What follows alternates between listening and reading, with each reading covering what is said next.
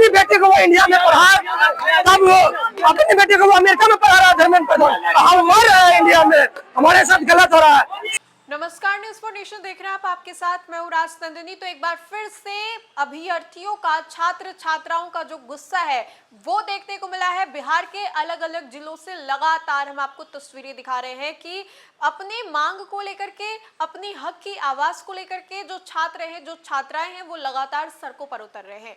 अब से थोड़ी देर पहले हमने आपको बिहार के कटिहार की तस्वीर दिखाई थी, कल हमने आपको राजधानी पटना की तस्वीर दिखाई थी, और अभी अभी बिहार के मुंगेर से ये तस्वीर आ रही है जहां पर अभ्यर्थियों के द्वारा, छात्र छात्राओं के द्वारा एक बार फिर से प्रदर्शन किया गया है, हाथों में बैनर लेकर के और पुलिस वालों के लाठी डंडे खा करके। ये जो अभ्यर्थी हैं, छात्र छात्राएं हैं, वो रुक नहीं रहे हैं। मांग वही है कि दिल्ली में जब हमारे भाई बंधुओं ने प्रदर्शन किया तो आपने लाठियां बरसा दी, अब जब पटना में हम लोग लाठी खाएं तो अब एक बार फिर से अलग अलग जिलों में हम लोग प्रदर्शन करेंगे और हम लोग रुकने वाले नहीं है। धर्मेंद्र प्रधान का इस्तीफा चाहिए, शिक्षा व्यवस्था में बड़ा बदलाव चाहिए, जो ये लचर व्यवस्था है वो सुधारी जाए। इन तमाम मांगों को लेकर के जो अभ्यर्थी हैं, छात्र छात्राएं लगातार प्रदर्शन कर रही है। ये कुछ तस्वीरें हम अपने स्क्रीन पर आपको दिखा रहे हैं, जहां पर मुंगेर से भी ये खबर सामने आई, जहां पर विभिन्न छात्र संगठनों के बैनर तले 1000 से अधिक छात्रों ने डीजे कॉलेज से विशाल विरोध मार्च निकाला, जो शहर के प्रमुख मार्गों से होते हुए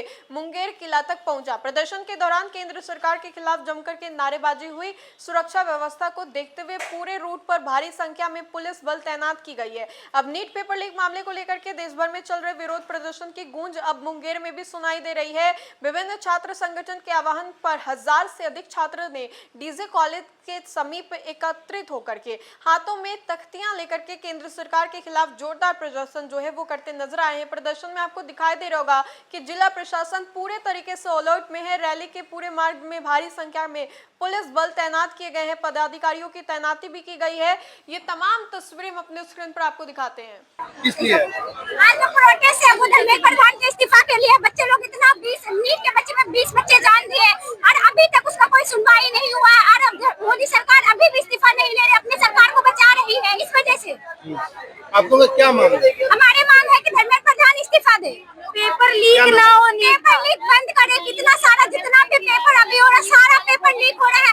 अभी सारे नीट का बच्चा इतना पढ़ा है, फिर भी कोई भी जनता का कोई आवाज नहीं सुन रहे। क्या नाम है? मैं सवाना पर भी नाम हूँ। पेपर लीक के वजह से है, ठीक है। धर्मेंद्र प्रधान पेपर लीक करवाता है, उसको बंद करवाना चाहिए।